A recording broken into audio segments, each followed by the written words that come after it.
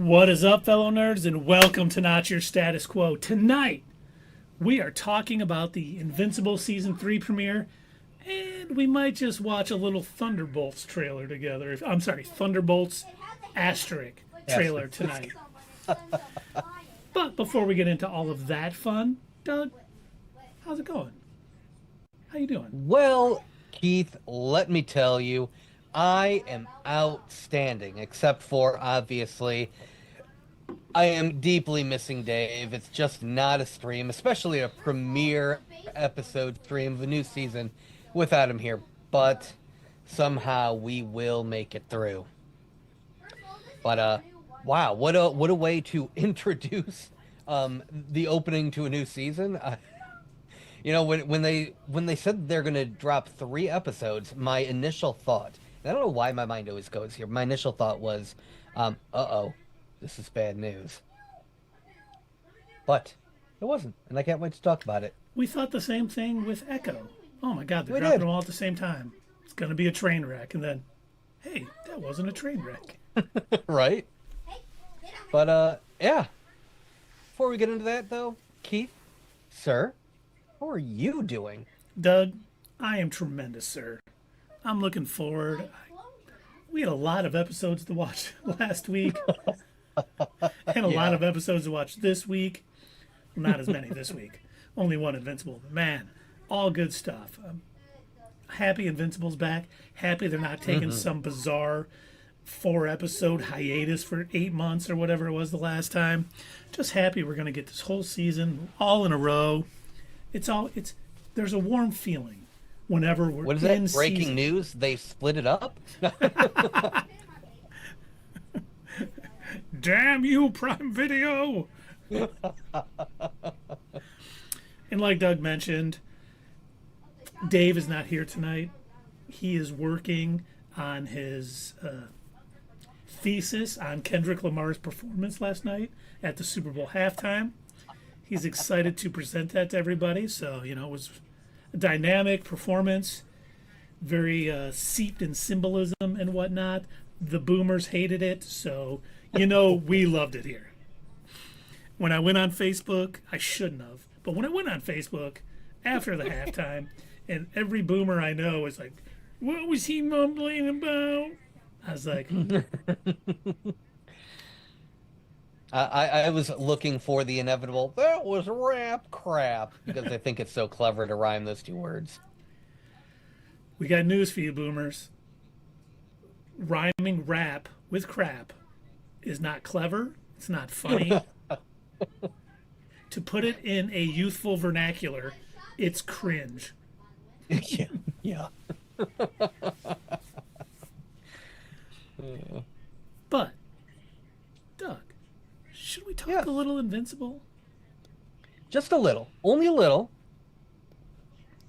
Well, we had a lot, so what little should we talk about? Okay, I guess we can talk about at least the first 3 episodes. Okay, good. I really enjoyed the beginning, seeing Mark, working out, getting stronger, getting faster. Obviously, they're worried about the inevitable Viltrumite invasion. And the best part of it all was Rex complaining about how much money they spent training him, and basically nothing was for him. Right. He's getting better, but like he said, baby steps. I like that his chief complaint was not only was nothing for him, they gave him a faulty hand where he can't use his favorite finger. It's his favorite finger. Right. And then, But yeah, no, I think the exercise program, the training, everything, long overdue, because obviously the running joke in Invincible is he calls himself that, and he's not exactly super invincible. He gets the stuffing beat out of him constantly. And even though Omni-Man told him when he was, first starting out, he's like, you're a Viltrumite. You're going to keep getting stronger. You're going to become more powerful than anybody on this planet. And you're only going to grow the older you get. And, we haven't seen that happen yet, but then again, we also haven't really seen Mark uh, take too much time to work on everything that he needs, work on his strength, work on his. And then we finally actually, later on in the episode or later on in the couple of episodes, we do see him in action. You can see that it's paying off. And I love actually seeing that, he's gotten much better at flying and everything. And then, of course, we hear that the Declaration of Independence is being stolen. Right. I, So for the life of me, cannot understand why a piece of paper is considered so important. It's been scanned And in. why wasn't it Nick Cage? Yes. Well, it was Dropkick and Fightmaster, who, they're villains. Sure. Yeah, you remember Dropkick and Fightmaster from all those great episodes that they were in. But the real key to this is Multi-Paul showing up, wanting revenge. I didn't even know this was a character. Never heard of him before. I heard of him, when episode 1 was playing. I was like, interesting. So they're siblings that have the same powers. Okay, I'm down. But he starts beating the living snot out of Rex, who, of course, inserted himself into this mission because Mark needed the help. But, Sure he did. finally, Mark is going. I love the fact that they have these, duplicate and I get what they Multi-Paul. were going for, like multiple, multiple, but that to me, like I heard that, and my first thought was, I don't know, guys. Duplicate makes sense, like, but this one is a bit of a stretch. I just like the fact that there's a bunch of them, so Mark could tear a bunch apart. When he finally was sick of it, he's just like ripping them to shreds, and they still do not pull back the gore in any sense. Every time I think, I wonder if this would be a good show to watch. Nope. Nope. No, it is not. No, it is not. So since before this season premiered, we had a season of The Boys, and we've always gone back and forth on which can be more gory. The last season of The Boys has Invincible so far. Do you think has it outboysed The Boys? I think so. With what happened in episode 3 with Oliver, Yeah. I was like, okay, wow. And Cecil said it all at that point, because we're jumping to the end, when he's like, they're stunned. They're not used to seeing kids doing stuff like that. And I'm like, yeah, that's very true. That's a little crazy. Mm-hmm. What else? Oh, and then one of the things I really liked about this episode, outside of them, trying to get Mark to ask out Eve, I think we all know that's inevitable.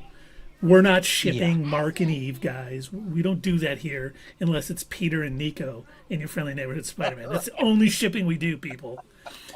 But I don't want to call it a trope, but things that always happen in comic books, when villains come back, they always have to be like more powered up because they lost the last time.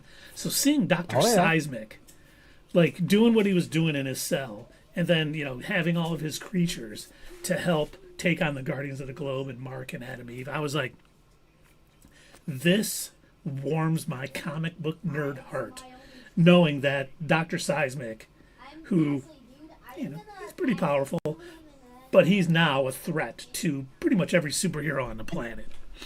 Also, why did I kind of agree with him? Yeah, he's he's You not wrong. humans have ruined the Earth. Yeah, fair. Okay. Got us. And when I warned you, you didn't stop.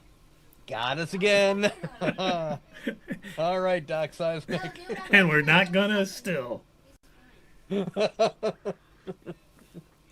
But the heroes are in trouble. Eve is captured, knocked out. Mark is down, and Cecil, being Cecil, calls in Darkwing 2 and the I Reanimator. didn't realize that Mark didn't know about. For some reason, I thought that he had learned about Cecil using the Reanimen in the previous season. Because for somebody found out. I don't remember who it was, but somebody found out about him hiring the doctor. Maybe it was the assistant. What's his Was name? it Donald? I think it might have been Donald. Now that I think about it, but yeah. So all of a sudden, these Reanimen teleport in, and they're used as essentially cannon fodder. But then I was really surprised to see that he released Darkwing. But I think, well, Darkwing 2? What is he calling I himself? think I think I think it's Darkwing too. Okay.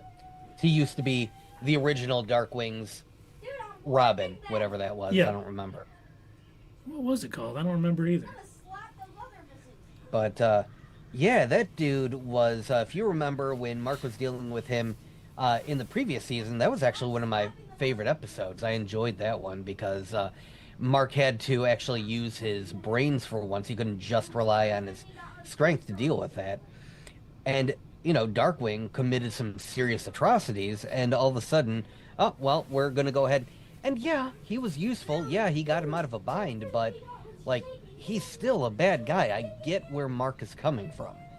I can see why he's clearly upset. Like, you sent me to go after this guy, and now you're just going to. And I think I'm also a little bit bothered by what Donald said, or not what Donald said, what Cecil said, and he was like, well, we heavily re-educated him, and it's like, whoa, dude, what do you got going on there? Oh, the way he said that, I did the same thing. I was like, what do you mean re-educated? What now? What? Well, we know. We got some Clockwork Orange thing going on here? Play me a little more Ludwig. Right. The way Cecil is, ends justify the means. Whatever he has to do, which we see in the next episode with Mark. We see in the flashback why. Right. In fact, he was actually more like Mark in the beginning. Which I was kind of like, okay, At first, did you know that was him when he entered that building? Yeah, I could tell by the hair. I didn't. He first. wasn't bald, but I figured that was him. After a few minutes, I was like, oh my god, that's Cecil. We're in a flashback, because when he first came in, I'm like, okay, where are we going with this? I'm like, this isn't where the last one ended. I wanted to see the room with the Reanimen, and then all of a sudden, like when he started melting and you see the lines coming on his face, I was like, oh, that's Cecil. Oh, it took you until that point. Yeah. I was like, oh, I didn't know that. Okay, wow. I'm not very bright, if you don't know. Oh, no. They totally tricked me too. Thank you. I appreciate that, Doug. Even with my new good vision, I couldn't figure it out. At least before I could say, my cataract was really messing up. I couldn't tell it was him. But I was like, I was totally into the scene. I'm like, okay, what's going on? Oh, who are these villains? Oh, these villains look nice. They're evil. And of course, when he said, oh, nothing to see here, false alarm or whatever, I'm like, oh, he's a dead man. Bad move. And of course, oh, guess what? I tricked you. That was our code for bring everybody. But yeah, I did not realize it until it was melting his face and I saw the scars that were on his face. And I was like, oh my God, that was Cecil. I was hesitant to admit that tonight on the stream.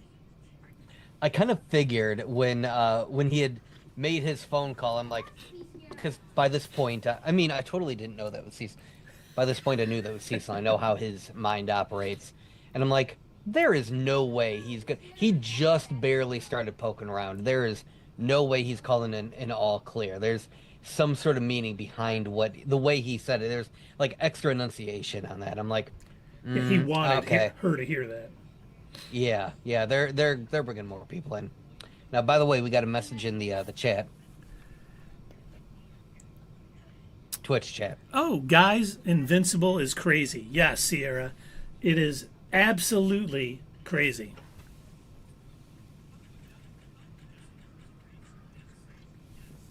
Are you enjoying season 3 so far there, Miss Sierra? I tell you what, like, at first when we saw that episode 2 was going to be a flashback episode, I was a little concerned. I'm like, oh, this isn't really a good idea. You're breaking up the flow of the story.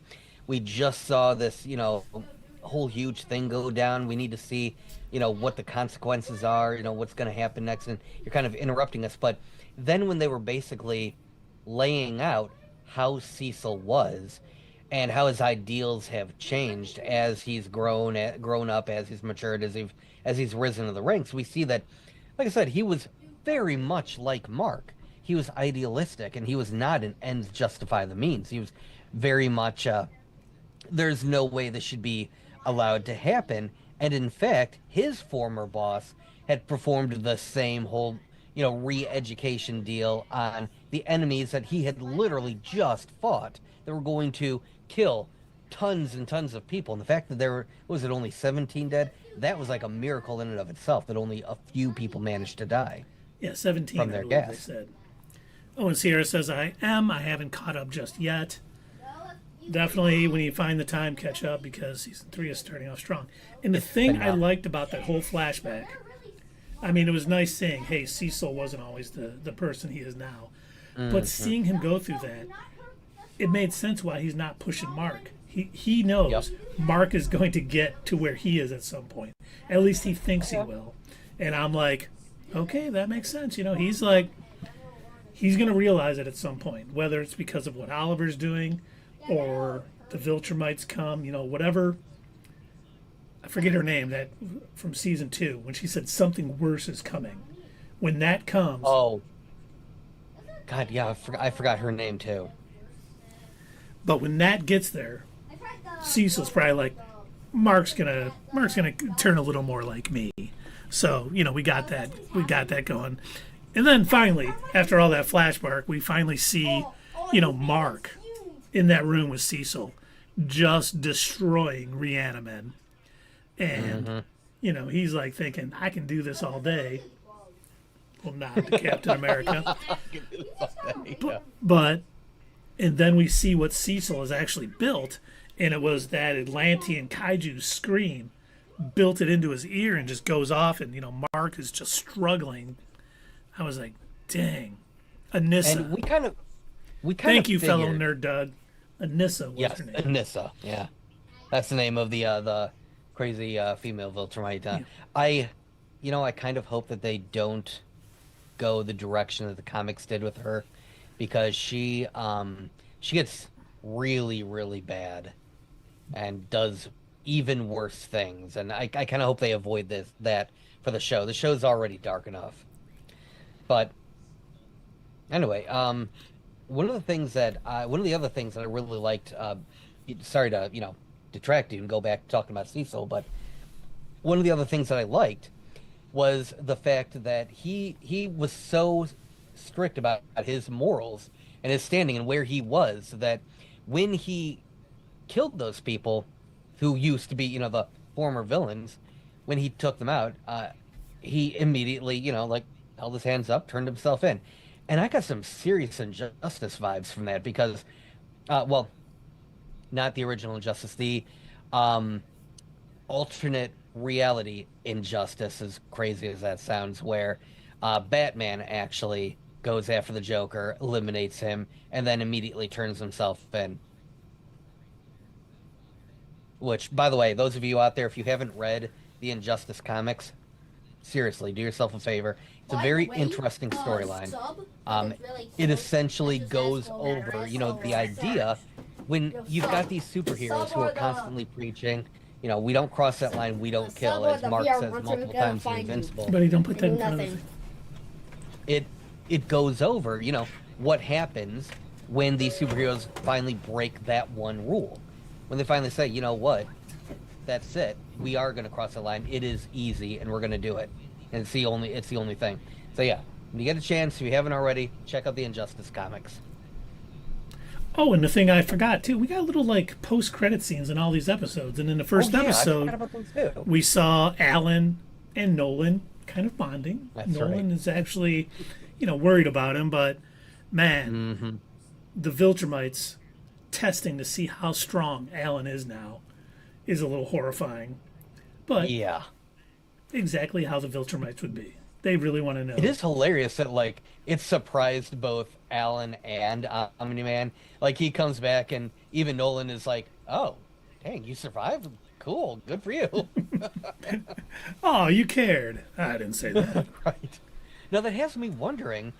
It sounds like as powerful as that laser is, I'm assuming it must be strong enough to potentially kill a Viltrumite. So Yeah. does, the fact that Nolan was that concerned about it, that it might kill him. So it's got me wondering, has Alan reached a point where he's now stronger than the average Viltrumite? He would probably have to be because we're going to have some beings that can take out Viltrumites once they invade because there's going to be a lot more of them than probably the heroes of Earth. You know, the Guardians of the Globe and all that, especially now that they're splintered off in their little civil war. But Yeah. when, Mark goes, Civil War. Oh, but when Mark goes to them to kind of get help, and, Cecil sending all the reanimate after everything, Robot finally stops the jamming so Mark, can walk, fly, do all the things he needs to do. It's like that argument. I love the fact that they don't just, oh yeah, we're all on the same side. Everyone has their own reasons. Each of them makes yeah. sense for where they're at and how it's going. And even the ones that agree on certain things, like you see, like a Mr. Immortal is like, just go, be gone in an hour, I'll throw you out. And the one, I can't remember the one guy, but he's like, hey, Samson. yeah, Samson, good luck, we understand, blah, blah. And he's trying to keep the peace a little Yeah. bit with him. And then, when Robot's talking and he's like, well, Just I tell figured him, I man. might need, Mark's strength at some point because, he is so strong. And he's like, Yeah, that's why. Sure, there, buddy. there's that cold thinking, guy. I'm gonna miss you, Robot. But we did. It was a little. It reminded me so much of Civil War because all of a sudden, we know there's potentially a huge, villain coming. This thing worse than Anissa. And now the Guardians are split up, so we got what's left of the Guardians and Teen Heroes or whatever they're going to call themselves, Rex and the Sploders. I can't remember. I don't think they I loved how terrible all his name choices were. made me like them all the more. But yeah, I mean, and then obviously Mark's on his own, still training Oliver. There's a lot Maybe they going can call on themselves the Thunderbolts. because the Avengers aren't available. But Asterisk, asterisk. it's funny too because Mark was talking about, well, I threatened to kill Cecil so he would know I'm serious, but Cecil knows he's never going to kill him because even when Mark grabs him, he's like has him by the throat. You don't see panic in Cecil whatsoever. He's just there, which I don't know why he sends his real body places anymore. He should just be in a little hologram like. Cyborg or something. Yeah. I mean, something like that. Yeah. They clearly have the technology to do something like that. But he goes every time, and Mark grabs him, and he's like, no fear. He knows Mark is not going to kill him. And I think it's all back to, hey, I was where he was 20 years ago, and he's going to understand because they keep it's just like good soldiers follow orders from the Bad Batch. It's we can be the good guys, or we can save the planet. We can't do both. Yep. I wanted to say something about that because I heard that phrase a couple of times. And I know that we've spoken about this before, but you most certainly can, and Superman has proven that time and time again. He is the good guy, and he will do what's necessary to save the world. And I know that I've mentioned this again. It's like, playing a broken record, but I think one of my all-time favorite Superman moments that absolutely shows us off was the series finale of the Justice League Unlimited series. Darkseid comes to Earth, and he is trouncing the Justice League. He has taken them out. They're even asking Lex Luthor and the villains for help, and they are all teaming up the good guys and the bad guys to try and stop Darkseid from taking over the Earth. And in all of this happening, they clear all the citizens out of Metropolis, and Superman, checks in with the Green Lantern and a couple of others, like, "Hey, so is all of this clear?" And yeah, it sure is. And Darkseid laughs and he goes, "Ha ha, yes, your tiny scared humans ran from me." And Superman is like, "Well, that's great." And Darkseid goes, "Why?" "Well, now I don't have to hold back anymore."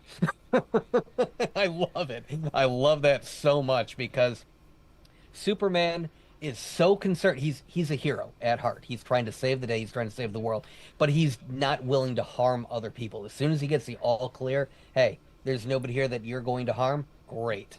He will do anything to save innocents, including be yes. physically injured himself. He will take it to save people. And I do hope Cecil is wrong about Mark. And in the end, he's more Superman than Omni-Man or Kid Omni-Man. Yeah. Terrible. Well, that's the other thing. Going back to you talking about how you said Cecil doesn't seem concerned. I think part of that is also due to Mark is clearly still traumatized. He may be considering forgiving his father, but he still has that inside of him where he was held in front of a train. He watched his dad just slaughter thousands upon thousands, and he saw his father tear apart one of the most well-known heroes on Earth, and he just had to, his father beat him near to death.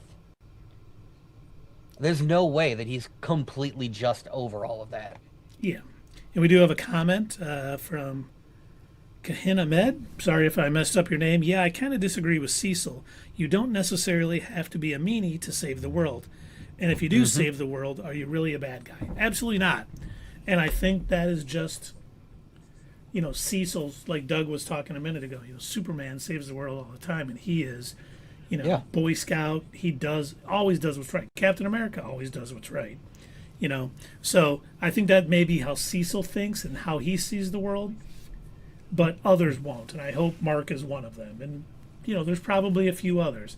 I think the ones that split off, Monster Girl, Rexplode, Shrinking Ray, Bulletproof. I think Robot doesn't understand. He's just like... No, he's just following his girlfriend. Yeah, but I think... And Adam Eve are kind of like, we need to do good. Great power. With great power comes great responsibility. And they understand that they have to do what's right and save the people. And seeing Eve going back to school to learn architecture, so when she's building stuff, it's better. Such a nice touch. I don't think I've ever seen a superhero do that, where they admit, like, you know what?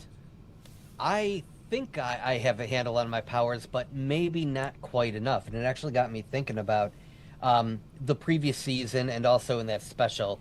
I kept comparing her to Dr. Manhattan because she's very similar to him power-wise. She's not, I don't think at the moment she's as strong as him, but their powers are almost identical as far as what they can do. And it got me thinking, I'm like, well, he never had to do that. And I'm like, oh, that's right. He was like a nuclear engineer. He was a physicist. He was like of course he already had all of those understandings, but she's a kid. She's a teenager. Of course she wouldn't yet. So yeah, that's ingenious to actually create a subplot where she's like admitting, what? There's clearly some things I don't know. And, as much as I dislike my father's viewpoint, he was right. The structural integrity of what I tried to put together actually made things worse. And it may have been tough for her to admit it, but she made a good choice, I think.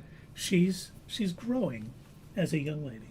And it was, the scene with her talking to her parents. When she's like, you guys have to understand. I have powers, and that's who I am. I won't use my powers in the house or whatever. I will respect that. Your thoughts on that, and I want a relationship with you. I love you guys, and I need it. And they're like, okay, we agree to that. Oh, and can I move in? Right? Yeah, I love how she slipped that in the last minute there. So now, when your kids inevitably discover their mutant powers, and your daughter comes to you and says, "Dad, here's what's going to happen. You have to accept me for who I am. Yes, I know I've joined the Brotherhood of Evil Mutants, but Tessie, we need to also can I make move that back money. We need to make that money, girl. You are not going to be Peter Parker struggling to eat every day with these superpowers. in?"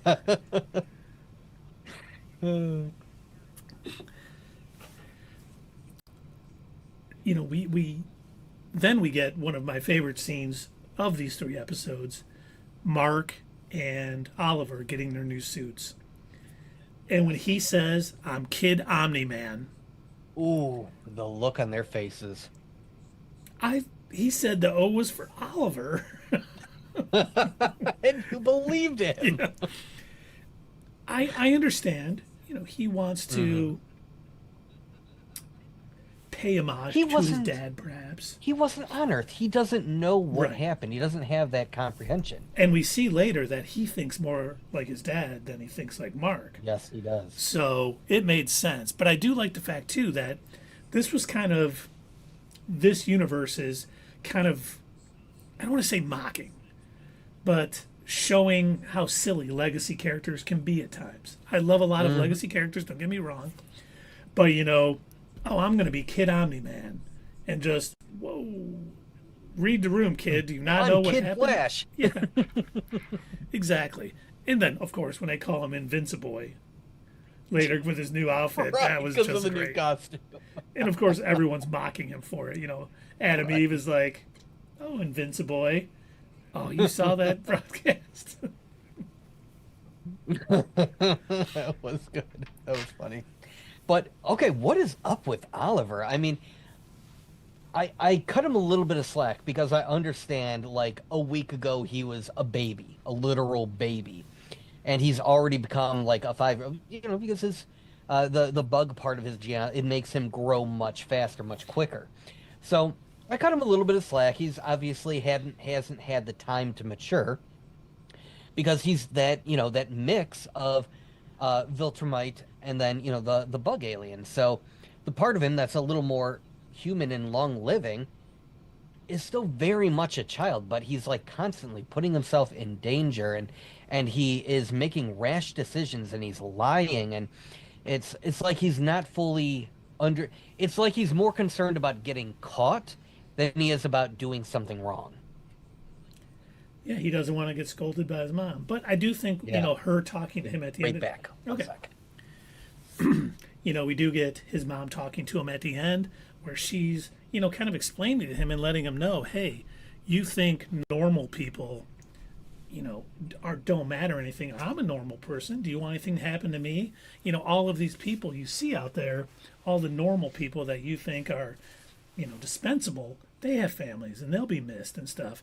And I think that's kind of the beginning of Oliver starting to understand that it's not, hey, I'm superior because I have these powers. Everyone is special in their own way, and I think hopefully over time, that is going to hit in, especially if Mark kind of calms down for the rest of this season and he sees, by example, Invincible kind of doing what he should be doing. But you're right, Doug, it's his immaturity, doing a lot of that stuff because, he jumped into that fight with, oh my God, what's his name?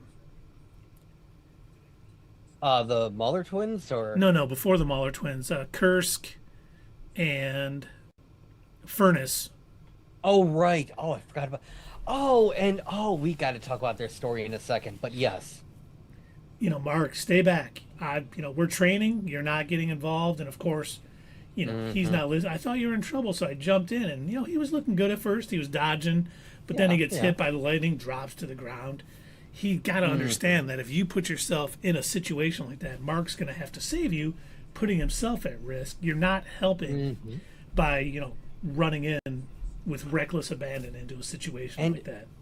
we kind of saw a foreshadowing of that with the first episode, Rexplode going along and Mark having to stop to help him out, and which allowed Multipeter, Multiple. multiple, multiple. What the name is stupid. I hate it. Allowing him to make multiple copies of himself, and yeah, so very good foreshadowing because that eventually, does end up coming to pass. Where now Invincible has to look out for his little brother, who, by the way, also cannot stop saying Mark out loud where people can hear it, and it's like, dude, we've got to use code words if you're going to be out here with me. I hope they change his name from Kid Omni-Man to something, because that could be rough if they start calling him that in public. But you do see a lot, like you were talking about his Viltrumite and sort of bug heritage. He got his powers long before Mark did. He's getting faster. He's getting stronger a lot quicker than Mark ever did. And you brought up the Mauler twins. I love the Mauler twins. They're such great villains. But the fact that they are like, we're going to detonate an EMP, taking out communications around the world. And then, if they want to communicate, they got to pay us to be like within our shell or whatever. We're no longer supervillains. We're businessmen. We're businessmen, right? And I'm just like, oh wow, okay, yeah. And it's not a bad plan. It's like one of the more concrete evil villain plans. Like, yeah, we're just gonna make a business out of this. I liked it. I was hostile takeover. I don't want to take over this world. I just want to monetize all communication to us. Right. They would be rich beyond their wildest dreams. But of course, they would be Verizon. No. But even, this show is just so crazy with some of the stuff. Oh, I got this nerve ray that just takes out every hero, that they hit with it. So they take out the Guardians of the Globe quick. Mm-hmm. And then, Mark has to chase the missile down. So, Oliver's there. And this is what we were talking about earlier. He first breaks the one Mauler twin's jaw, just knocks it clean off. And I was like, okay, that's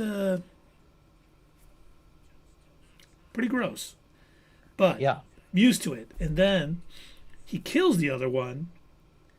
Who had surrendered. Well, he killed the first one, then the second one was surrendering. And he killed him. And that was when he's like, it was an accident like yours, Mark. I'm like, no. Oh, he's like a kid. He thinks lying about it is going to get him out of trouble because he knows Mark is going to be upset and his mom is going to be upset. So he tries to talk his way out of it by saying, well, it was like when you killed that multiversal guy. It was an accident. It was this was an accident too. And of course, Mr. Immortal tells Mark later, the second one surrendered. That wasn't an accident. That was not an accident. He did it. It's like, damn. But, you need that things in these shows to kind of build upon. He needs to get Oliver in check. The thing that's even more worrisome is if he continues down this path, the fact that he developed his powers earlier than Mark is giving him a head start on building up all of his, Viltrumite muscles. He can get to the point very quickly, probably, where he's able to outclass Mark. And then who could stop him? Yeah, it's coming sooner than later. He will pass Mark because he's growing faster. And we got another comment. You'd think having powers where you can imagine anything makes the sky the limit, but apparently I was wrong about Eve. Her powers don't give her the ability to imagine anything. It makes her, change the buildup at the molecular level. Yes. So she needs to have a better understanding. I mean, her imagination is only going to go so far. She needs a good understanding of how things work so she can build those things and have them structurally sound and sturdy and all those other things. So like I was saying earlier when I was comparing her to Dr. Manhattan, one of the things that he's able to do is they show in both the comic and in, the movie and also the animated movie, which I didn't really care for that much, but anyway, they showed that he was also a watchmaker before he decided to go into science. And so he understands the inner workings of things. He's able to kind of see the gears and the springs and how everything moves, and that helps him in utilizing his powers. He understands all the working pieces, and they show him later on disassembling a tank into all of its individual pieces. I don't think Eve knows all of that yet. I don't think she has that same knowledge level that he does. But if she's able to reach that point where she's got an equivalent level of knowledge and she has a better understanding of the building blocks of things and how they work, I do think she could be equal to him very easily. Because like I said, her abilities, what she's capable of, is, like I said, almost identical to Dr. Manhattan. She just doesn't know how to fully control them yet, I don't think. And I think Robert Kirkland, when he wrote this, was thinking, I'm going to have kids get these powers where they're not geniuses in the field that they need to use their powers to the best of their abilities. So they're going to have to learn. And I think, Eve is a great example of it. In the special, the Adam Eve special, she built that park and it just all sank into his stuff. And, so she needs to understand those things better. So I like this thing instead of, a lot of comics, everyone's a genius level intellect, right. They're never just idiots that, do something. They always have to be one of the smartest ones in a room. So it's nice to see him need to build to that. So we'll see him get more powerful and more, better with their powers, I should say, as they, learn more and do things and practice and work out and get stronger. I like that aspect of the show. It isn't Dr. Manhattan who was a nuclear physicist and a watch repairman and all those things that would explain why he's doing it. We're seeing that progression in the show. She's a kid. Yeah. And also, she's explained this. She lived with her parents who very much wanted her to keep her powers hidden. She wasn't really allowed to use them to their full extent.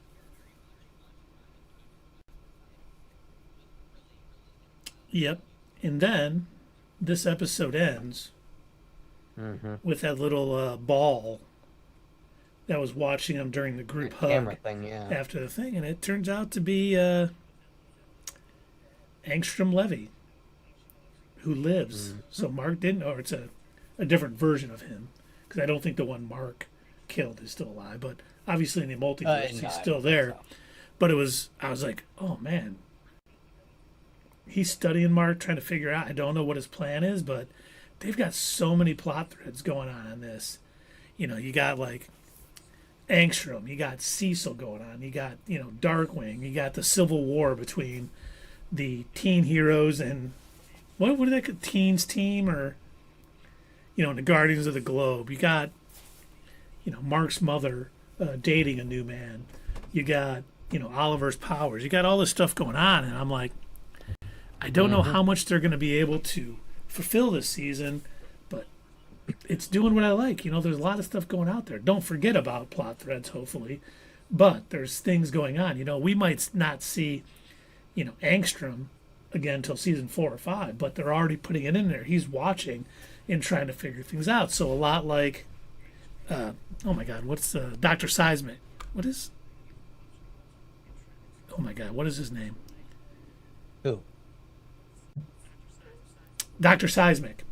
Much like him coming back stronger for the first episode, when Angstrom comes back, he's probably going to have a better understanding of who Mark is, be smarter, know what he has to do to kind of take him down. Better. Yeah, more powerful. And they're already putting those little things in there now to build up for later. I love stuff like that. Don't rush it. You don't need to rush it. I'm sure Amazon will give you 5 or 6 seasons, so, keep it going. Well, I do wonder now, do you think Robert Kirkman is banking on the fact that this is his opportunity to make some changes to the source material that he wasn't able to do, in the comics? Yes. Maybe like now that he's thinking, if now that I have this chance to redo it, maybe I'll alter the story in this way. Because if any of you have read the comics, we mentioned this when we were reviewing season 2, but a few storylines are totally out of order compared to how they're in the comics. So it is interesting if that does turn out to be Angstrom Levy coming back. It's also interesting, again, the order of things, and it's going to be even more interesting if you've already read the comic and then they decide to completely deviate from it and do their own thing. So if they do that, I'm down for it. I'm all for it. Like, if this is Robert Kirkman's way of saying, this is actually, now that I've had years to ruminate on it, this is the story that I think I would have preferred to tell. If I was to, like, now, if I was able to reboot the characters, here we go. I think that's very true. I think any creative type, they do something and they think about it and they go, "I would have been better if I handled it this way." Or so I definitely think he's going to take this opportunity to make subtle changes to things to make it better in his eyes, and hopefully all of us too. Well, like one of my favorite changes from the last season, in the comic, Mark and oh my gosh, what's his friend's name? Oh, is it Will? Wait, what is their name? William. So Mark and William are at the mall, which not many of those left anymore. What Mark is a and William mall? are at the mall, and they're going to their favorite comic book store, and the Robert Kirkman stand-in is there signing comic books for Detective Dog or whatever it's called. And so, they do the whole joke where, oh yeah, we repeat scenes, in order to save money, and you're going to see a lot of copy and paste in these comic books. And so that's the joke they make there. They sort of switch it around in the animated series, and they have Mark go into a Comic Con, and they sort of reutilize the same joke, but now they're making fun of cheap ways to make animation. And it's still funny. Like, it still works. It's just a slight alteration, but they change it to make it work for this new medium. I like that. Yeah, they I remember that you talking about it last season. It's great when they are able to do that. And they did a good job. Oh, they just cut the same scene over. It's like walking down the same hall. And Right. You see the same background characters, and Mark is holding his hand over his mouth, so they don't have to animate it. yeah.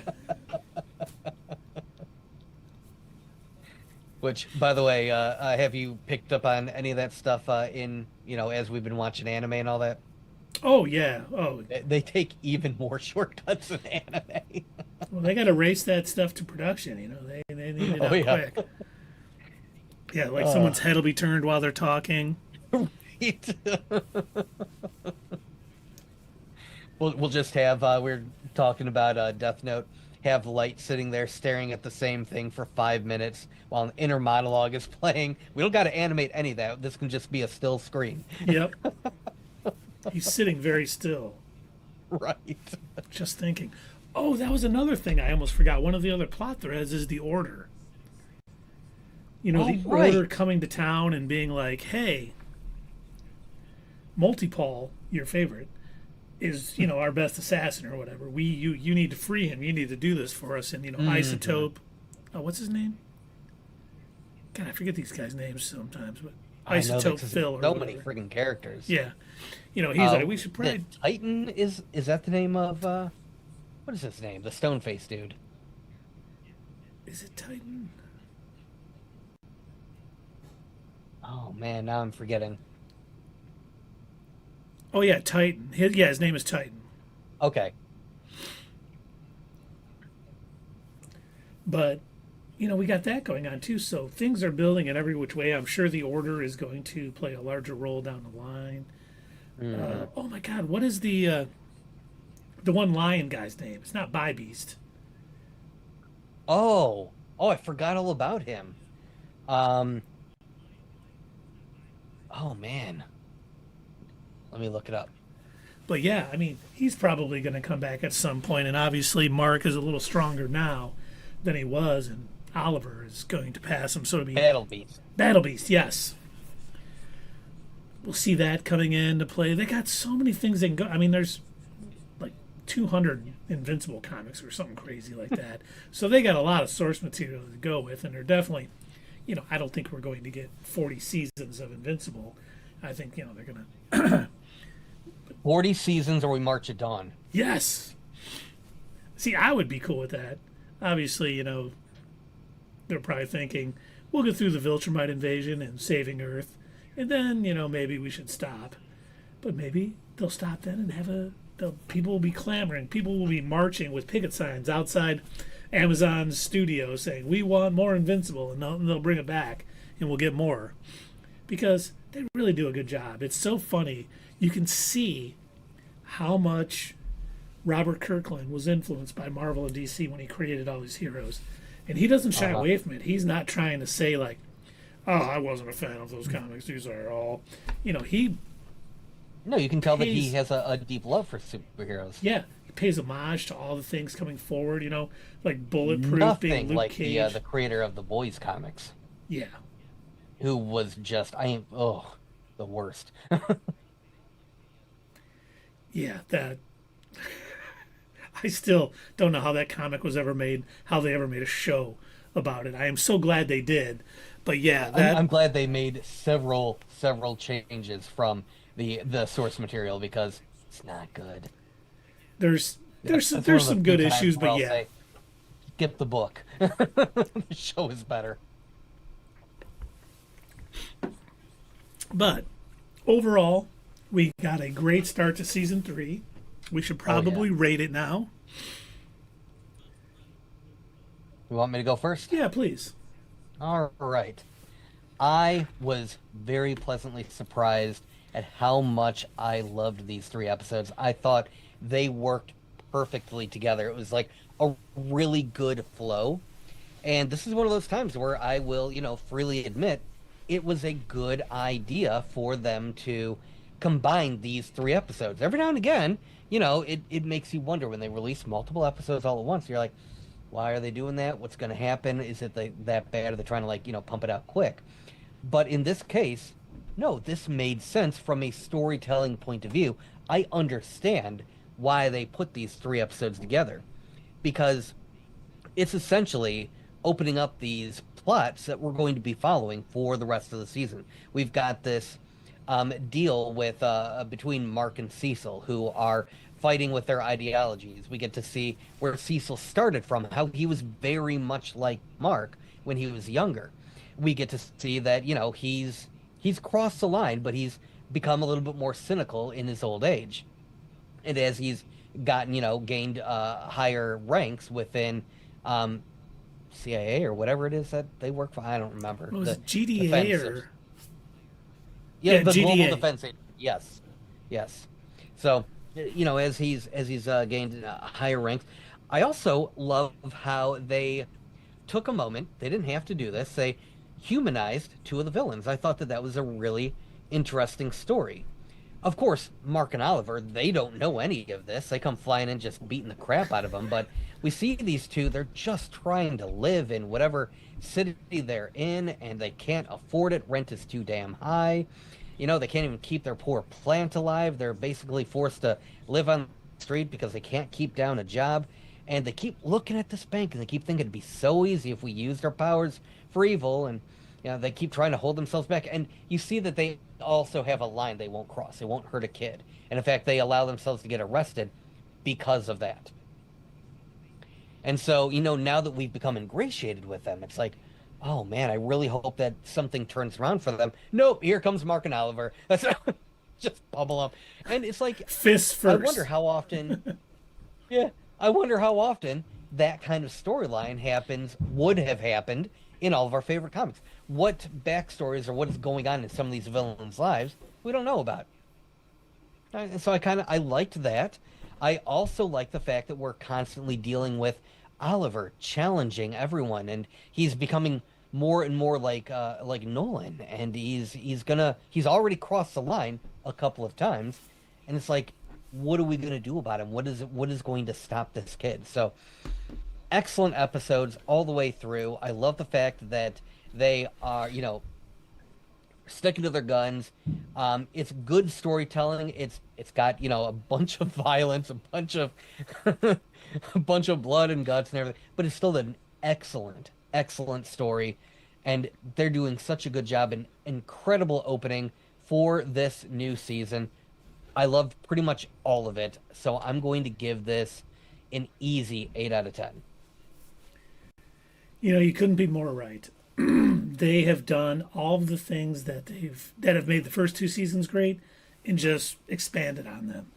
We've got so much going on, so many things that they're going to have to tell this season, and they're doing a great job of lining it up. It doesn't feel rushed. It doesn't feel overwhelming. It doesn't, feel trite in any way. It's so just seamless, the storytelling this season so far.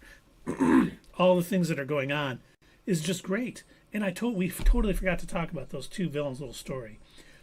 Like when it first started the episode, I'm like, is my sound off? And I'm like, oh, no way, I hear music. I mean, they did it all without saying a word for a few They didn't minutes. have to. And yeah, and it was so well done. And the fact that you see them humanize, like, oh, it's a kid, and he backs off and he gets captured. It's kind of almost very Superman-y, like we were talking about earlier. Superman will get hurt to save everybody else. He'll take all the pain and the punishment to save anybody else. They'll do it for kids. And they're villains. They're trying to rob banks. They're doing bad things. But when they tried to do the right thing, they didn't get anywhere. You know? So it's understandable. It makes their life of crime understandable. Much like in Black Panther, what's his? I can't think of his. Killmonger. You know, Killmonger's plan, while I understand why he did it, still was wrong, but you understand these villains a lot more. From. Yeah. And then you just see, like you said, Mark and Offers come in. They don't know anything. They don't know their poor plant's dead. They're getting evicted. They just beat the living crap out of them. They didn't see the episode that we just did. Yeah, and just send them back to jail. I fully expected to see them with Cecil by the end of this third episode. We still may see them later, but he's probably going to recruit them at some point. But, I mean, this whole world, they have obviously spent their time reading the comics, understanding the source material, and building on it. Like you said, well, this could maybe work better here. Let's handle it this way. They're condensing it a little bit, but it doesn't feel like they're rushing anything. And I'm so happy we got 3 episodes because I could watch the whole season. If this dropped, I don't have a lot of time to watch. I usually have to miss sleep, get up early when my kids aren't awake because it's hard to watch a show when they're awake because they're talking to me all the time. Not that I don't love them talking to me, but it's hard to understand. I would have watched all 8 episodes if we got them because it's just so easy to watch and so good. And like you, I'm going to give this an 8 also. I think it... You always get worried. I say this every time. Every time a new season's coming out or anything's coming out, I always, is it going to be good? I'm a little worried about it. They're going to jump the shark here. We're going to see Invincible riding around on water skis, you know, jumping over super whales of Atlantis or something. You know, who knows what's going on, but they have certainly not jumped the shark yet. And this just in, I got Dave's score. He says it's just a bit over average. He's giving it a 5.5. I'm kidding. He didn't say that. He's always to say. I look. Did he watch the same episodes? he didn't say. I was gonna say that would be very Dave though. He is a tough one to please, unless you have Tom Welling, Mike Rosenbaum, Erica Durant, and Kristen Kruk. He's. Right. Oh wait, hold on. What show were they all in? That's right, Smallville. Aw, my stream deck isn't working again. Aw. But here's a funny... Okay. Somebody save me. Here, let's go into tangent time just for a moment, all right, fellow nerds. Because I forgot I meant to Slack you and Dave the other night. So, as you know, some shows I watch with my wife. She loves like murder mysteries, things like that. And we were watching a show. It's called Murder in a Small Town. Okay. And Kristen Kruk is in it, who we know played Lana in Smallville. Somebody. So we're watching. It's a good show. I've enjoyed it. You know, the chief of police is kind of a goofy kind of guy, but a good dude. And 3rd or 4th episode, Erica Durant, who played Lois Lane in Smallville, was a guest star on it. And I'm so mad because I was like, we're watching. I'm like, oh my God, I got to email Dave and Doug and let them know. And then I forgot. But it was so funny because I'm sitting there, we're watching it, and all of a sudden it's like, oh, so-and-so's in town. We're going to have to meet up with them. And I'm like, I wonder who they got to play. Oh my God, it's Erica Durant. I should have known. Now I just hope we get, a guest star Michael Rosenbaum or Tom Welling in a future episode. But Dave's going to come on next week and be like, oh, yeah, they talked all about that in Talking Small or whatever the podcast is. Well, and there's a cruise, a Smallville cruise going next year. And there's a a convention. Is it in Chicago? I think it's in Chicago somewhere, like a little Smallville convention that they're all going to be at. We have to find a way to get Dave there. We do need to get him And there. basically do a video for the whole weekend. So everyone out there, I will sing Huey Lewis and the News a cappella on our next stream if we raise enough money to get Dave to that Smallville con, or whatever you want to call it, little Smallville convention with all of his favorites, and we'll have videos and shorts, and we'll pretty much become nothing but Smallville for a small amount of time. So give generously, and we'll get Dave out there. I'm so mad I forgot to tell you guys.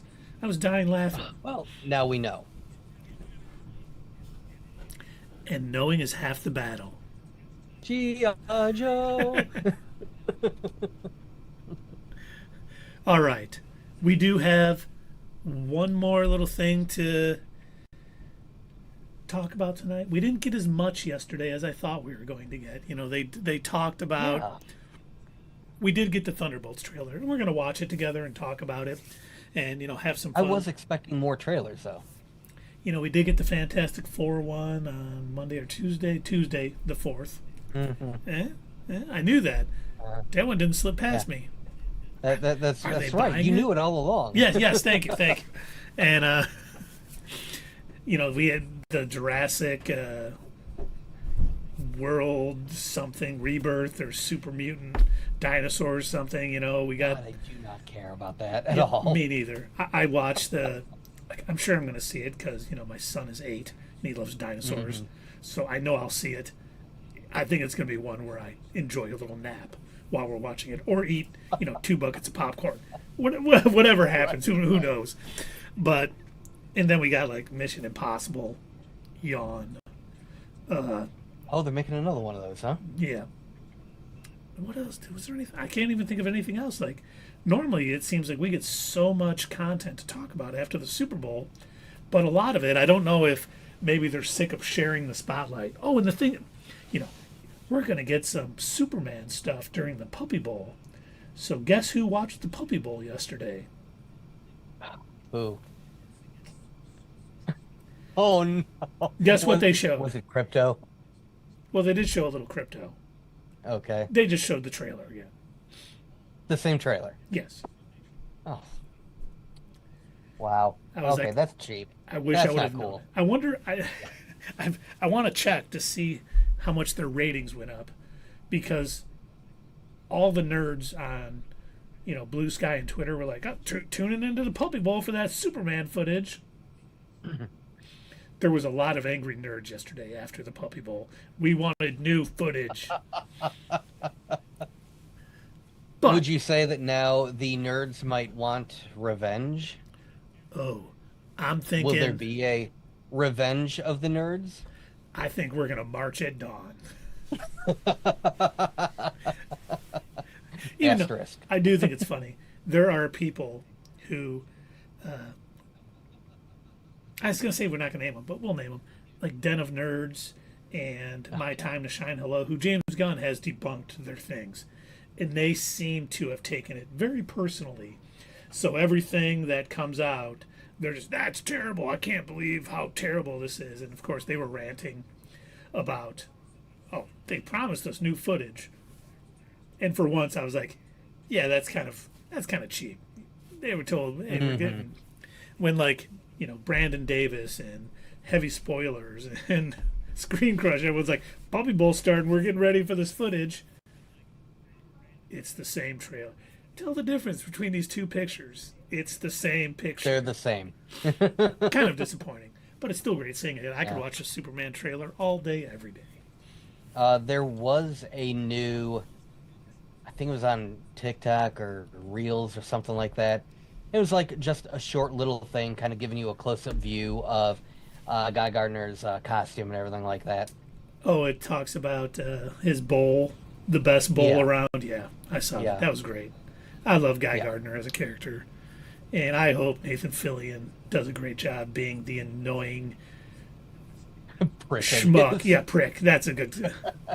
It'll be great if they nail that, because we do know he will be starring with Hal Jordan And the best Green Lantern of all time, Jon Stewart, in the Jon Lantern Stewart. show.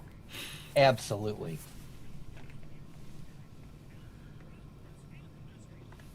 You know, Jon Stewart is my favorite Green Lantern too. Oh yeah. Because he's a Marine. The rest of your family are Sure, Marines. that So. too, But he is the best. And not only because he was the Green Lantern in Justice League and Justice League Unlimited, he's just the best. No disrespect to Hal or Kilowog or any of those other guys. Oh, yeah. John is the best. All right, Doug, chat, are you all ready to watch this Thunderbolts?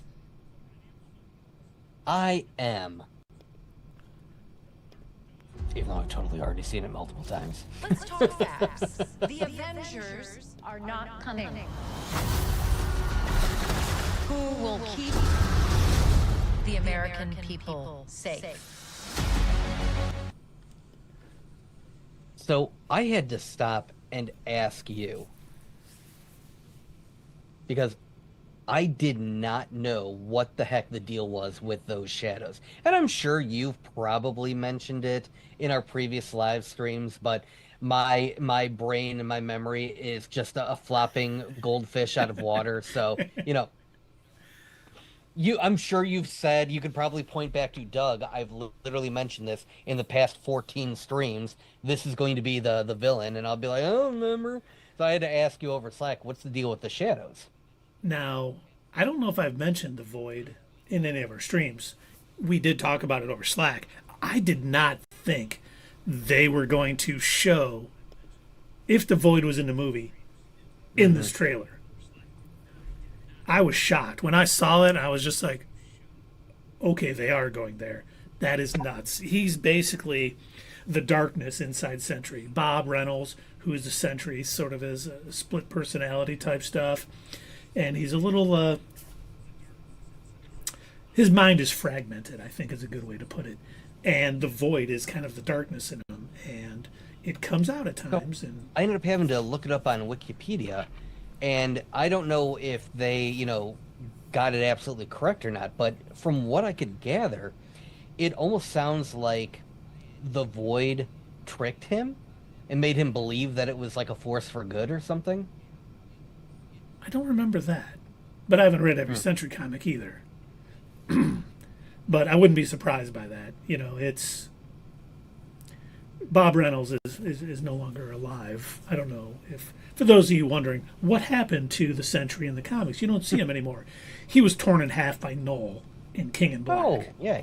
To show how powerful Null is, he found one of the strongest now, characters and... Heath, we saw Null, and he was very good at sitting in a chair. Yes. he does other things well, too. Like ripping dudes in half. Kind of like Juggernaut did to Deadpool in Deadpool 2. I'm gonna rip you in half now. But in this trip, we'll talk about it as it plays because I don't want to spoil what's coming up here. All right. There's some big threat out there, and you are gonna help me stop it. Wait, us? Yeah. Why, you got someplace to be? I love that guy. So none of us comply? So what, we all just punch and shoot? I Can't think of a worse group of people trying to work together. That's the thing. Like, I have a hard time fathoming how Taskmaster, Ghost, Red Guardian, Bucky, U.S. Agent, Yelena Belova are going to stop the Sentry. He is like Superman in power. And it's funny because they hit it all when I'm watching this trailer, and she's like, "We're just all punching and shooting people. What are we going to do?" And I'm like, "That's what I've been saying. What are you gonna do?" It's like these people are like, we know what people are thinking, so we're going to put it in this trailer, and we're going to let them know that now, we understand. Keith, do you think that was also a dig at? And I know it's like very overdue if this is what they're doing, but do you think this was a dig at the original Suicide Squad? Oh, it might be. Which very much did the same thing, but they did not have the self-insert joke. But yeah, they were all just a bunch of punching and kicking people. not like the only dude with superpowers is a fire guy, and they barely used him except for at the very end. And they're all going up against this superpowered witch. I didn't think about that, but Harley it Quinn could and her be. bat. Yeah, it very well could be kind of parallel to that. So let's hope it's a lot better than that. I hope it is, and I think it probably, just based on the trailer, I think it will be. I agree. I agree.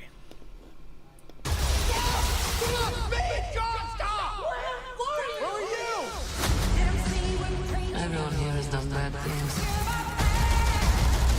You can't escape the past. Hey, it's like your mind is somewhere else. So you could do something about it now, or live with it forever. I love that. The fact that David Harbour seems to be having so much fun playing Red Guardian just makes my day. He was so great in the What If with Bucky, and then seeing him here, like, oh, I love that guy, and just having fun and doing the things. I'm looking forward to that very much. That really was like one of the best What If episodes of this last season. The rest of the season was not great, but that was a good episode. That might have been. I have to go back and look. I don't like making blanket statements. That may have been the only good episode of season It 3. might have been. But I love just the little, character moments that they're showing us. I love that Bucky is washing his arm in a dishwasher. I love that they keep reminding us that these people are not heroes. I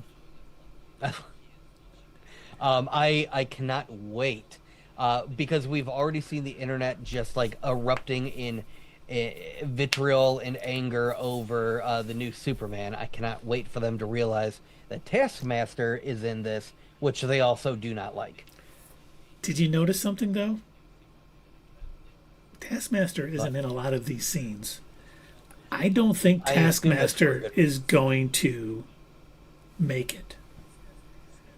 I think Taskmaster might be taken care of very early in this movie.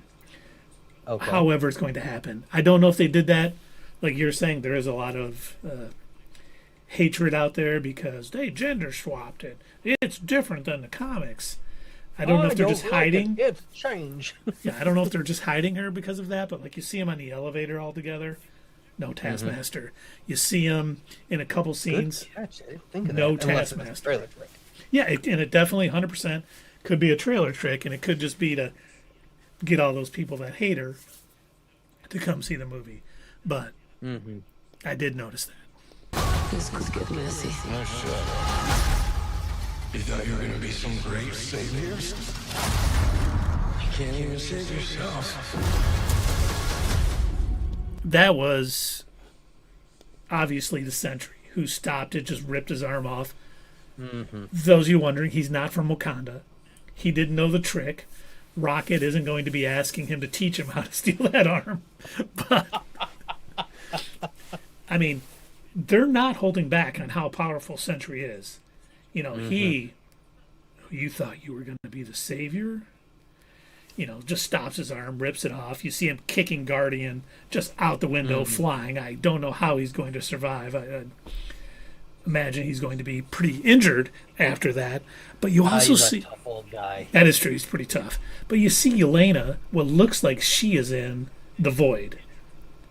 Because the Void is a place and kind of a person, if that makes sense. Because in the comics, Emma Frost reconstructed Bob Reynolds' mind to kind of bring him back to sanity and end sort of the threat of the Void. I don't think we'll be seeing that in this movie since Emma Frost hasn't been introduced. It'd be really weird bringing her in the third act. Oh, hey, we got this telepath that can do it. Hey, I fixed him. So, but you see, it looks like Yelena is in the Void at some points. You see her kind of falling off the building, and you see the darkness. I don't know if they're trailer tricking that a little bit because you don't see anyone else around to her being in the Void or what. But I took it as she was in the Void, so she might be the one that saves him and kind of brings him down or suppresses the Void for the time being, I think is a good way to say it. Well, there's got to be a way for the punching and kicking guys to be able to take down this superpowered being, and if it has to be from within, I guess. Yeah, because what they showed us, he took care of Bucky and Red Guardian pretty quickly. Oh yeah, yeah. And if you look, I don't know if we've seen it yet, U.S. Agent's shield is bent at one point. If I see it, I'll stop it. But I noticed it when I was going frame by frame. I'm like, oh, I wonder if Sentry did that. All right. Let's see if we can find I mean, it. this is my first time seeing it. Yes, yes. I mean, I heard. I bet his shield is bent. There it is, right there. If you look, his shield is bent. It's kind of wrapped around right there. Oh yeah. We can't do this. No one here is a hero. Lena, when I look at you, I don't see your mistakes. That's why we need each other. Okay, that was really good. We are the Thunderbolts! Can't call ourselves that. God, thank you.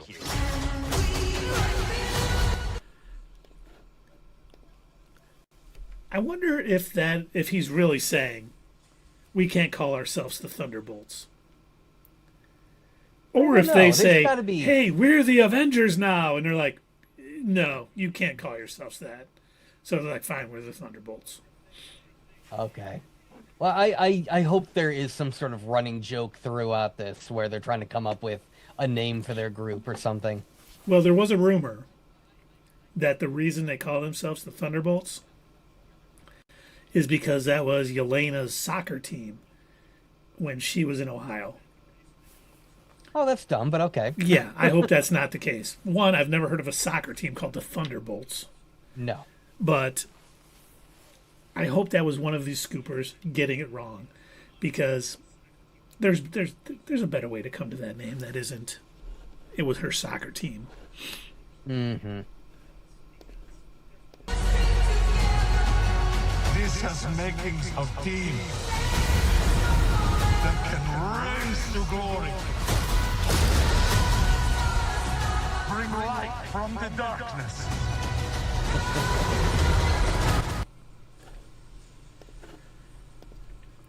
You know, Red Guardian is showing him he's very good at speeches. You know, he's almost Captain America-esque. You know, he made poor Yelena cry because that was, you know, he doesn't see the bad things. He sees the good they could do. They could be a team.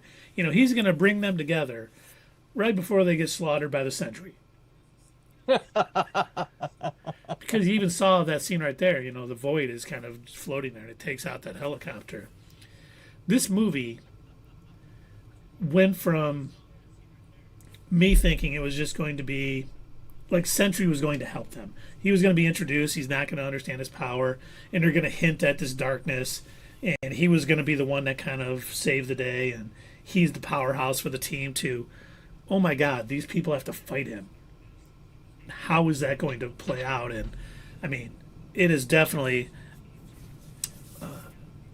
raised my hype level a few notches because, well, again, I don't know where some of these scenes obviously take place in the movie, but at one point, you know, when they're walking out of the tower, the moment where you froze it and showed us John Walker's bent shield, it looked like that took place right after the previous scene where they got tossed around. Like, they look like they just lost a fight, but it also looks like Sentry may view them as beneath him or not worth his time because the fact that they're just walking out of the building, you know, talking to each other. Sentry's probably off, you know, consuming more people into the shadow. Yep.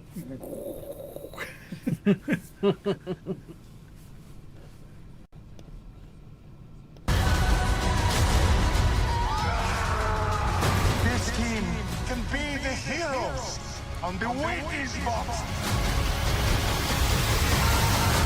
With a little giddy part.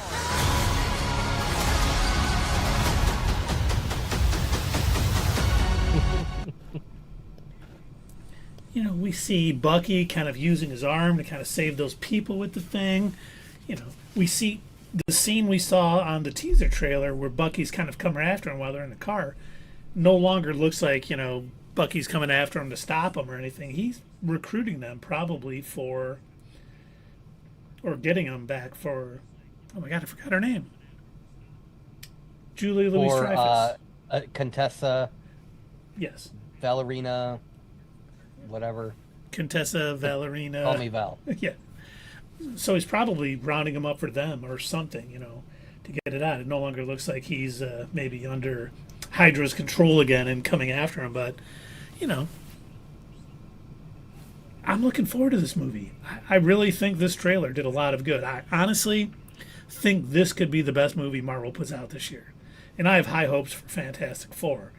But I think this might be a surprise, gem. It looks really good. But then again, I also said that Thor Love and Thunder looked really good, and I was super hyped for that. Yes, trailers can be deceiving.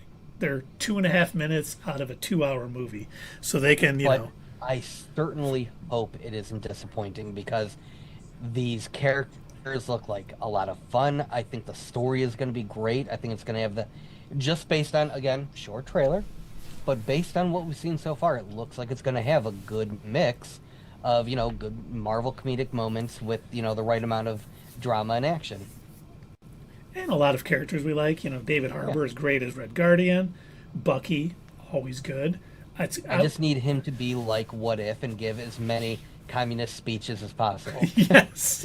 Oh, man. I do hope. I forgot about that. We do need that. But we got, Yelena. She's awesome. Mm-hmm. I hope John Walker kind of John Walkers it up a little bit. Ghost, who we didn't see much in here, who, powers go a little bit beyond just punching and kicking, who may play in how they get into the void, perhaps.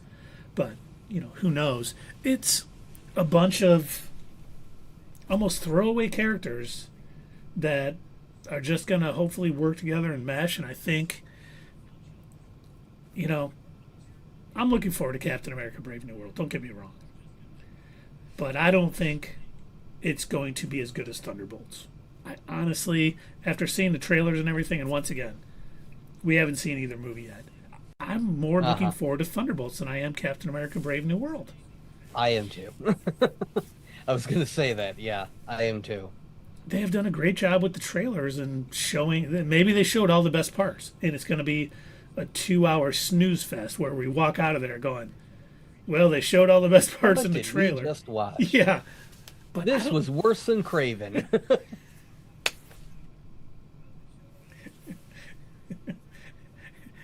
Oh my God! Please don't. I don't say think that. anything could be that bad. No, I hope not. But wait, I forget. Is there any more? Hold on a second. We got a few more seconds left. I don't think they. Alexei, have you slept? I'll sleep when I'm dead. I'd like not to die today, so maybe somebody else be driving. Like I knew there was another little part. I'll sleep when I die. Hilarious. I hope he wears his mask at some point, so we get all of those memes of him as the old guy from Up. Face, yeah. Have you seen the video clip of what's his name playing Captain America going around talking about why he's not wearing the cowl anymore? No.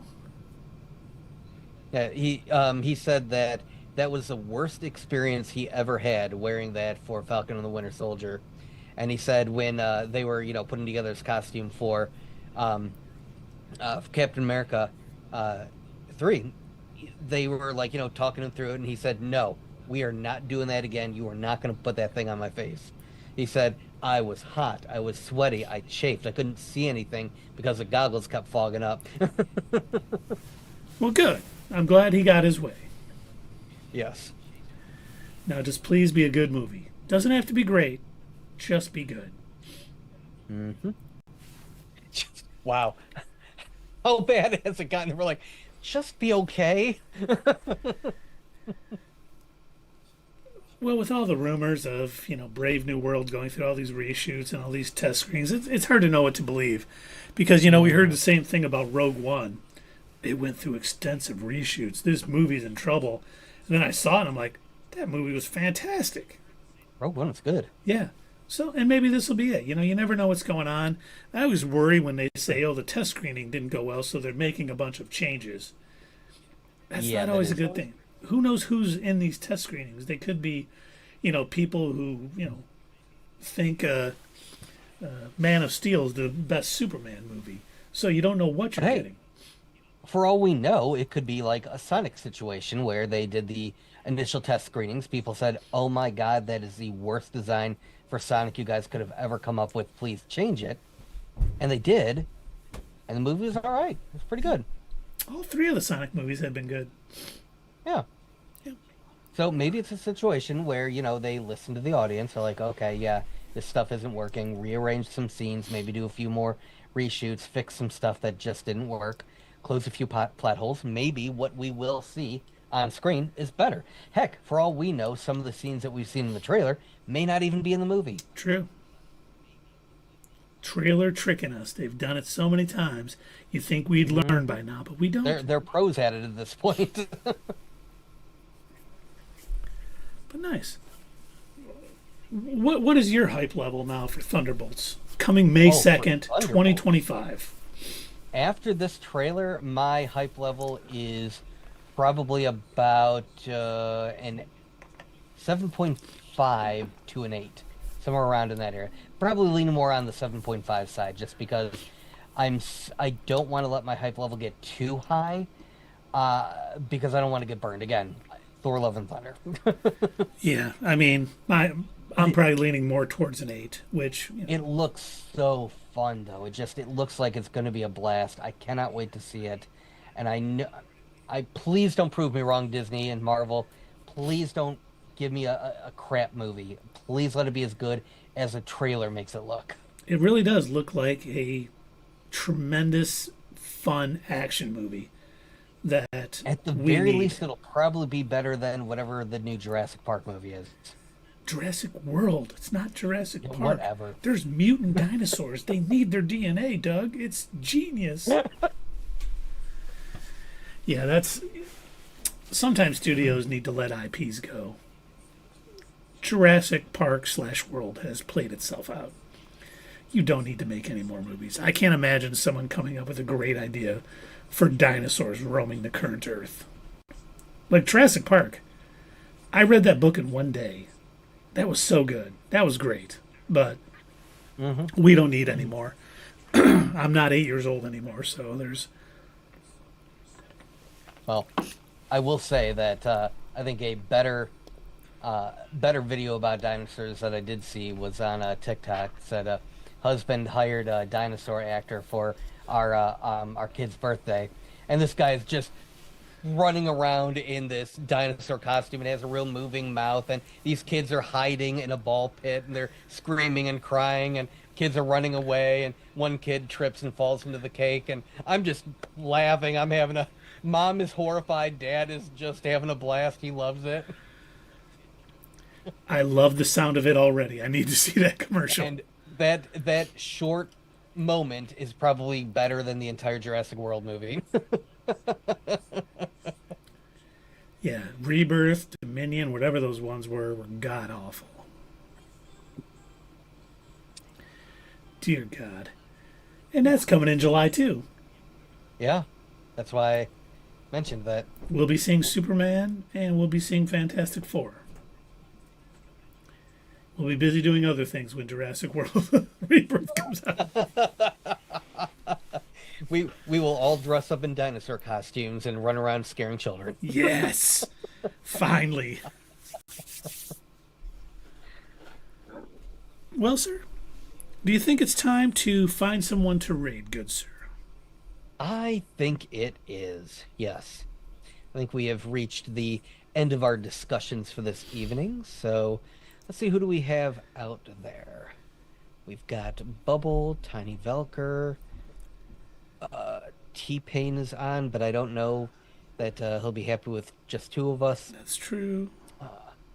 Like Wrath, Graduating, Star Wars Universe. Well, we could always hit up Tiny Velker. She's playing Heroes of Might and Magic 3. Nice, one of my favorite games. Definitely. Let's do that. Heck yeah.